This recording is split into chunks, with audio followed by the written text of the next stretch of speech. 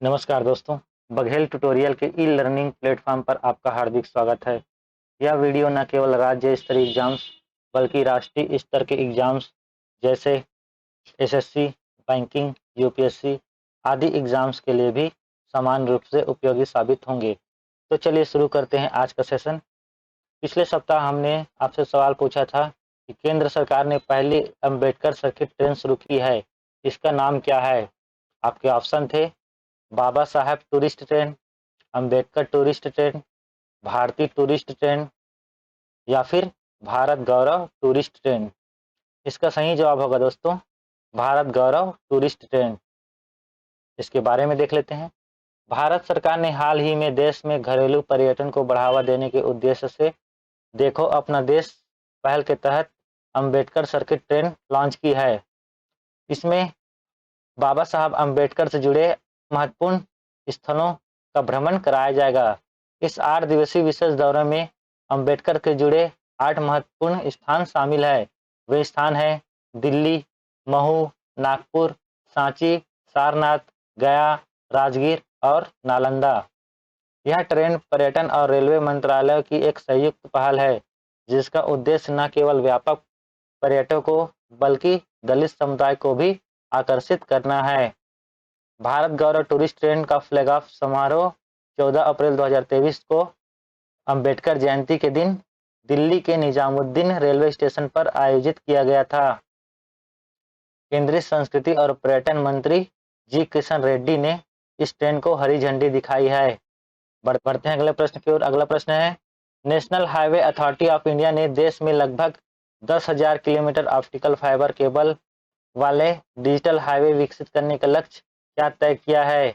आपके ऑप्शन है 2022-23, 2023-24, 2024-25 या फिर 2025-26। इसका सही जवाब होगा दोस्तों 2024-25।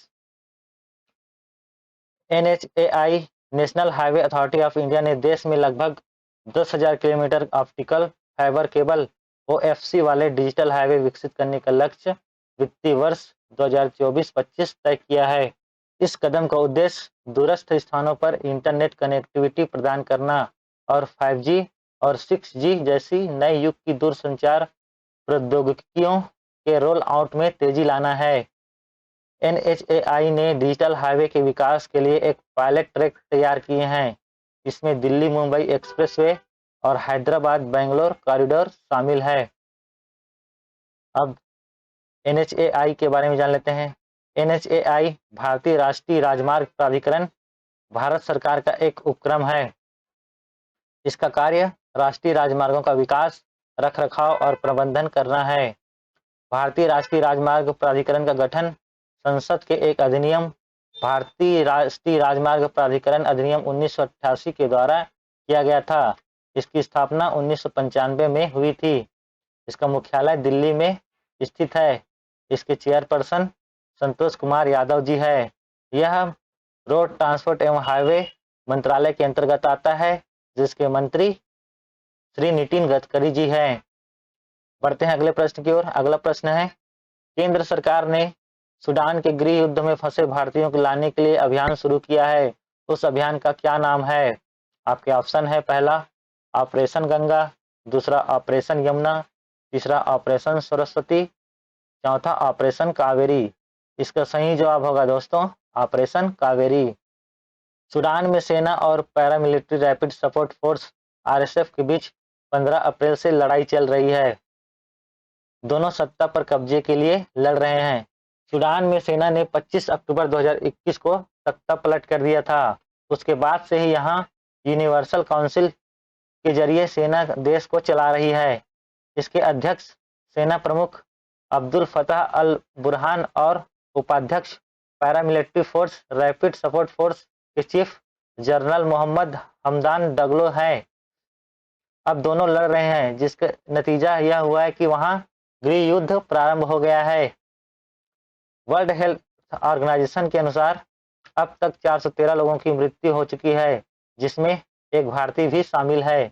भारत सरकार ने इस गृह युद्ध में फंसे भारतीयों को निकालने के लिए ऑपरेशन कावेरी प्रारंभ किया है। ऑपरेशन कावेरी के तहत अब तक 3400 भारतीयों की वतन वापसी हो चुकी है। भारत सरकार ने यह अभियान 24 अप्रैल को प्रारंभ किया था। इसमें युद्धपोत आईएनएस तेग और आईएनएस सुमेधा की भी मदद ली जा रही है। अब सूडान के बारे में जान लेते हैं। सूडान अफ्रीका का तीसरा और दुनिया का 16वां सबसे बड़ा देश है। इसकी राजधानी खार्तूम है और इसकी मुद्रा सूडानिस पाउंड है। बढ़ते हैं अगले प्रश्न की ओर। अगला प्रश्न है, राष्ट्रीय पंचायती राज दिवस कब मनाया जाता है? आपके ऑप्शन है, पहला 21 अप्रैल को, दूसरा 22 अप्रैल को, तीसरा 23 अप्रैल को, चौथा 24 अप्रैल को। इसका सही जवाब होगा दोस्तों 24 अप्रैल को। 24 अप्रैल को पंचायती राज दिवस मनाया जाता है। पंचायती राज दिवस 2023 का विषय sustainable panchayat, building healthy water sufficient clean and green villages है। पूर्व प्रधानमंत्री मनमोहन सिंह ने 24 अप्रैल 2010 को पहला पंचायती राज दिवस घोषित किया था। इन भारतीय संविधान के 73वें संविधान संशोधन 1992 के पारित होने के प्रतीक है, जो 24 अप्रैल 1993 को लागू हुआ था। संविधान के भाग 9 का में अनुच्छेद 243 ए से 243 ओ तक पंचायती राज व्यवस्था से संबंधित प्रावधान है। 73वें संविधान संशोधन से पंचायती राज से संबंधित 29 विषयों को भी 11वीं अनुसूची में शामिल किया गया है। उस वक्त केंद्र में पीवी नरसिम्हा राव की सरकार थी। हालांकि संविधान संशोधन प्रस्ताव पूर्व प्रधानमंत्री राजीव गांधी ने अपने कार्यकाल में तैयार करवाया था। पंचायती राज व्यवस्था का जनक लॉर्ड रिपन को माना जाता है। रिपन ने 1882 में स्थानीय संस्थाओं को उनका लोकतांत्रिक ढांचा प्रदान किया था।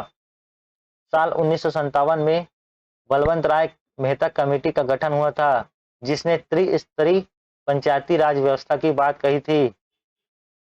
बलवंत राय मेहता कमेटी के सुझावों पर ही पंचायती राज व्यवस्था को सबसे पहले तत्कालीन प्रधानमंत्री पंडित जवाहरलाल नेहरू ने 2 अक्टूबर 1959 को राजस्थान के नागौर जिले के बगदरी गांव में लागू करवाया था।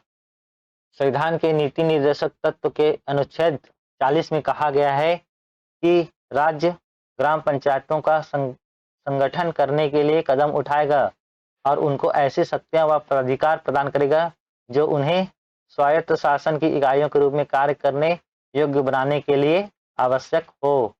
हालांकि यह राज्य के लिए बाध्यकारी नहीं था। अगले प्रश्न की ओर। अगला प्रश्न है, सीपरी के रिपोर्ट के अनुसार वर्ष 2022 में, जो कि रिपोर्ट 2023 में जारी हुआ है, ग्लोबल मिलिट्री खर्च में भारत किस स्थान पर रहा है? आपके ऑप्शन है, पहला, दूसरा, तीसरा या फिर चौथा। इसका सही जवाब होगा दोस्तों चौथे स्थान पर। SIPRI Stockholm International Peace Research Institute ने अप्रैल 2023 में दुनिया भर में मिलिट्री खर्च पर रिपोर्ट जारी की है। इस रिपोर्ट का नाम trends in world military expenditure 2022 रखा गया है। इस रिपोर्ट के अनुसार भारत में कुल मिलिट्री खर्च में दुनिया में चौथे स्थान पर है। भारत का मिलिट्री खर्च वर्ष 2022 में भारत का मिलिट्री खर्च 81.4 बिलियन डॉलर, लगभग 6 लाख करोड़ अनुमानित की गई है। यह 2021 के मुकाबले 6% ज्यादा है। वर्ष 2021 में भारत का मिलिट्री खर्च 76.6 बिलियन डॉलर, 5.86 लाख करोड़ रुपए रहा था। अब दुनिया में मिलिट्री खर्च को देख लेते हैं। दुनिया ने 2022 में डिफेंस और हथियारों पर 2240 बिलियन डॉलर यानी 183 लाख करोड़ रुपए खर्च किए हैं। वर्ष 2022 में कुल ग्लोबल मिलिट्री खर्च में वास्तविक रूप से 3.7% की वृद्धि हुई है। ये पूरी दुनिया में अब तक का मिलिट्री पर सबसे अधिक खर्च है। रिपोर्ट के मुताबिक ये खर्च रूस यूक्रेन युद्ध की वजह से बढ़ा है। इस युद्ध की वजह से डिफेंस के खर्च में एक साल में लगभग 13% की बढ़ोतरी देखी गई है, जो कि पिछले 30 वर्षों में सबसे अधिक है। वर्ष 2022 में मिलिट्री पर खर्च करने वाले टॉप 5 देशों को देख लेते हैं। पहला अमेरिका, जो 870 बिलियन डॉलर करीब 71 लाख रुपए खर्च किए हैं। दूसरा चीन, जो 292 बिलियन डॉलर करीब 23 लाख रुपए खर्च किए हैं। तीसरे स्थान पर रूस, जिन्होंने 86.4 बिलियन डॉलर करीब 7 लाख रुपए खर्च किए हैं। चौथा भारत, जिन्होंने 81.4 बिलियन डॉलर करीब 6 लाख करोड़ रुपए खर्च किए हैं। अब सिप्री के बारे में जान लेते हैं। SIPRI Stockholm International Peace Research Institute एक वैश्विक गैर लाभकारी शोध संस्थान है। सिप्री संघर्षों को हल करने, हथियारों को नियंत्रित करने और निशस्त्रीकरण को बढ़ावा देने पर केंद्रित है। यह संस्थान सशस्त्र संघर्षों, सैन्य व्यय और हथियारों के व्यापार के संबंध में डेटा विश्लेषण और सुझाव प्रदान करता है। इसकी स्थापना 6 मई 1967 को हुई थी। इसका मुख्यालय स्टॉकहोम, स्वीडन में है।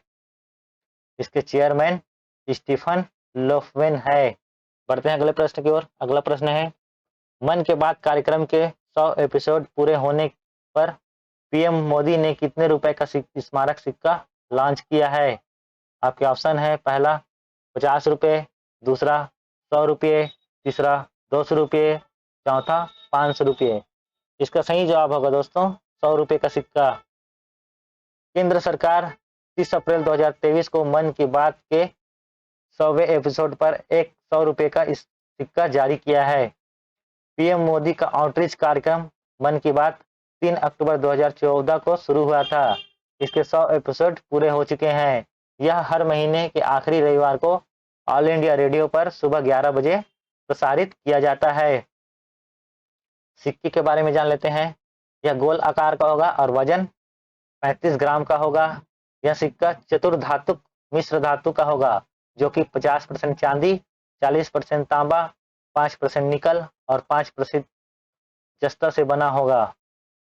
सिक्के के आगे वाले भाग के मध्य में अशोक स्तंभ होगा और उसके नीचे सत्यमेव जयते लिखा रहेगा। सिक्के के पीछे वाले भाग में मन के बात के 100वें एपिसोड का लोगो प्रदर्शित होगा। प्रश्न है, आयुष्मान भारत दिवस कब मनाया जाता है? आपके ऑप्शन है 29 अप्रैल को, 2 मई को, 1 मई को या फिर 30 अप्रैल को। इसका सही जवाब होगा दोस्तों 30 अप्रैल को। इसके बारे में देख लेते हैं। हर साल 30 अप्रैल को आयुष्मान भारत दिवस मनाया जाता है। इस दिवस को मनाने का उद्देश्य सभी नागरिकों के लिए स्वास्थ्य सुविधाओं के महत्व पर जोर देना है। राष्ट्रीय स्वास्थ्य सुरक्षा योजना को शुरू करने की मंजूरी साल 2018 में ही मिली थी। 30 अप्रैल को ही इस योजना की शुरुआत की गई थी, जिसके उपलक्ष्य में आयुष्मान भारत दिवस मनाया जाता है। प्रधानमंत्री नरेंद्र मोदी ने छत्तीसगढ़ के बीजापुर से आयुष्मान भारत योजना की शुरुआत की थी। इस योजना के तहत प्रत्येक परिवार को 5 लाख तक का कैश रहित स्वास्थ्य बीमा उपलब्ध कराया जाता है। यह एक पेपरलेस और कैशलेस योजना है। यह दुनिया की सबसे बड़ी सरकारी वित्त पोषित स्वास्थ्य बीमा योजना है, जो कि कम आय वाले परिवारों के 50 करोड़ से अधिक लोगों को मुफ्त चिकित्सा उपचार तक पहुंच प्रदान करता है। बढ़ते हैं अगले प्रश्न की ओर। अगला प्रश्न है, विश्व मलेरिया दिवस कब मनाया जाता है? आपके ऑप्शन है 24 अप्रैल को, 25 अप्रैल को, 26 अप्रैल को या फिर 27 अप्रैल को। इसका सही जवाब होगा दोस्तों 25 अप्रैल को। विश्व मलेरिया दिवस 25 अप्रैल को मनाया जाता है। वर्ष 2023 की theme time to deliver zero malaria, invest, innovate, implement है। विश्व मलेरिया दिवस सबसे पहले 2008 में मनाया गया था। भारत ने वर्ष 2030 तक मलेरिया को खत्म करने का संकल्प किया हुआ है। मलेरिया के बारे में जान लेते हैं। मलेरिया एक ऐसी बीमारी है जो संक्रमित मच्छर में मौजूद परजीवी की वजह से होती है। ये रोगाणु इतने छोटे होते हैं कि इन्हें हम खुली आंखों से नहीं देख सकते। मलेरिया बुखार प्लाज्मोडियम विवेक्स नामक वायरस के कारण होता है, जो एनाफ्लीज नामक संक्रमित मादा मच्छर के काटने से मनुष्य के रक्त प्रवाह में यह वायरस संचारित होता है। क्विनाइन परिवार की दवाई क्लोरोक्विन मलेरिया के लिए सबसे सस्ती तथा प्रभावी दवा मानी जाती है। WHO के बारे में जान लेते हैं। विश्व स्वास्थ्य संगठन का संविधान 7 अप्रैल 1948 को लागू हुआ था, जिसे अब विश्व स्वास्थ्य दिवस के रूप में मनाया जाता है। WHO का वैश्विक मुख्यालय जिनेवा, स्विट्जरलैंड में है। WHO का उद्देश्य स्वास्थ्य को बढ़ावा देना, विश्व को सुरक्षित रखना और दुनिया भर में कमजोर लोगों की मदद करना है। इसके 194 सदस्य देश है। WHO ने ही विश्व मलेरिया दिवस मनाने की घोषणा की थी। बढ़ते हैं अगले प्रश्न की ओर। अगला प्रश्न है, किस राज्य के पूर्व मुख्यमंत्री प्रकाश सिंह बादल का निधन 25 अप्रैल 2023 को हो गया है? आपके ऑप्शन है, पहला पंजाब, दूसरा हरियाणा, तीसरा दिल्ली, चौथा उत्तर प्रदेश। इसका सही जवाब होगा दोस्तों पंजाब। पंजाब के पूर्व मुख्यमंत्री प्रकाश सिंह बादल का निधन 25 अप्रैल 2023 को हो गया है। वे अकाली दल के नेता थे। पहली बार 1957 में पंजाब विधानसभा के लिए चुने गए थे। तब से वह 9 बार विधायक रह चुके हैं। वर्ष 1995 से 2008 तक पार्टी के अध्यक्ष के रूप में नेतृत्व किया था। वे पंजाब के 5 बार सीएम रहे थे। वे अंतिम बार 2012 से 2017 तक सीएम थे। भारत सरकार ने उन्हें वर्ष 2015 में दूसरे सर्वोच्च नागरिक पुरस्कार पद्म विभूषण से सम्मानित किया था। पंजाब के बारे में जान लेते हैं। पंजाब के वर्तमान मुख्यमंत्री भागवत मान है, जो कि आम आदमी पार्टी से हैं। पंजाब की राजधानी चंडीगढ़ है। पंजाब के वर्तमान राज्यपाल श्री बनवाली लाल पुरोहित है।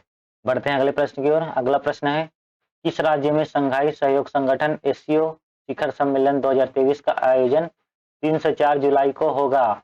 आपके ऑप्शन है, पहला उत्तर प्रदेश, दूसरा गोवा, तीसरा हरियाणा, चौथा केरल।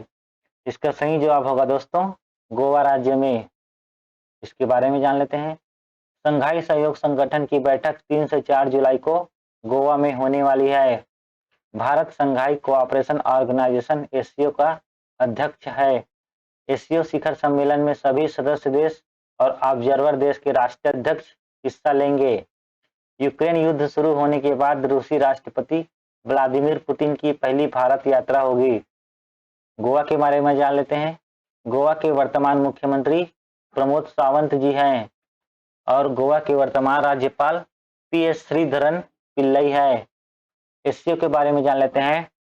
एससीओ शंघाई सहयोग संगठन यह एक पॉलिटिकल, इकोनॉमिकल और सिक्योरिटी ऑर्गेनाइजेशन है। इसका गठन 2001 में हुआ था। शुरुआत में एससीओ के 6 सदस्य देश थे। बाद में इसमें भारत और पाकिस्तान भी शामिल हुए।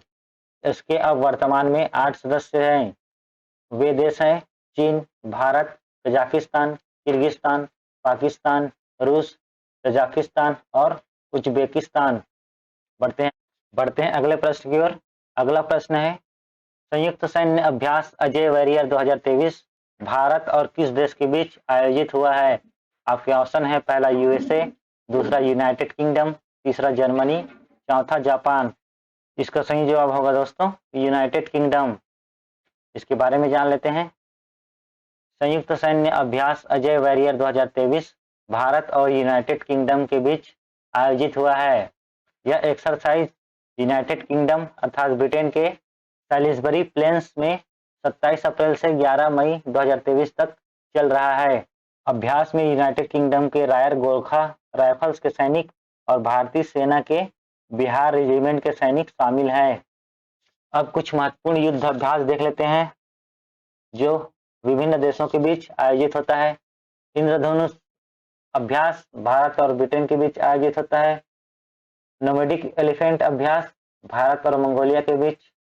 हैंड इन हैंड अभ्यास भारत और चीन के बीच। मैत्री युद्धाभ्यास भारत और थाईलैंड के बीच। धर्म गार्जियन भारत और जापान के बीच। गरुड़ युद्धाभ्यास भारत और फ्रांस के बीच। अब में भी जान लेते हैं। यूनाइटेड किंगडम अर्थात ब्रिटेन एक संवैधानिक, राजशाही और एकात्मक राज्य है जिसमें 4 देश शामिल हैं। वे देश हैं इंग्लैंड, उत्तरी आयरलैंड, स्कॉटलैंड और वेल्स। यह एक संसदीय प्रणाली द्वारा संचालित है जिसकी राजधानी लंदन में सरकार बैठती है। भारतीय मूल के ऋषि सुनक ब्रिटेन अर्थात यूनाइटेड किंगडम के वर्तमान प्रधानमंत्री है। अगले प्रश्न की अगला प्रश्न है, किस स्पेस एजेंसी ने चंद्रमा की मिट्टी से ऑक्सीजन निकालने का सफल प्रयोग किया है? आपके ऑप्शन है, पहला इसरो, दूसरा नासा, तीसरा रॉसकोस्मोस, चौथा सीएनएसए। इसका जवाब आप सभी विद्यार्थी कमेंट बॉक्स में दीजिएगा। इसका जवाब हम आने वाले वीडियोस में बताएंगे। अगर वीडियोस पसंद आए हो तो वीडियोस को लाइक एवं शेयर जरूर कीजिएगा। ऐसे ही अन्य वीडियोस के लिए बघेल ट्यूटोरियल के यूट्यूब चैनल और टेलीग्राम ग्रुप से जरूर जुड़िएगा। धन्यवाद।